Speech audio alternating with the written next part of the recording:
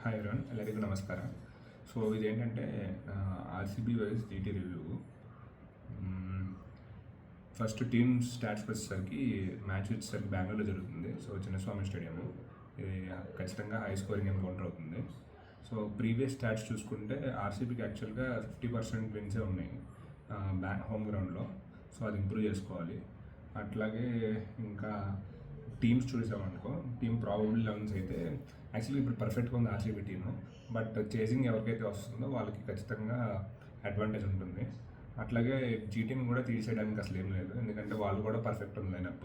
అంటే ఇప్పుడు దాకా అయితే ఓన్లీ మనం టాప్ 3 బ్యాటర్స్ నుంచి పర్ఫార్మెన్స్ చూసాము వాళ్ళ సైడ్ నుంచి. బట్ ఆర్సీబీ అయితే అందరూ ఆడుతున్నారు. సో యాక్చువల్గా కోహ్లీ యాంకర్ రోల్ ప్లే చేస్తే ఇంకా ఆర్సీబీ ఛాన్సెస్ బెటర్ అవుతాయి కంపల్సరీ. సో నేనైతే అదే ఎక్స్పెక్ట్ చేస్తున్నాను.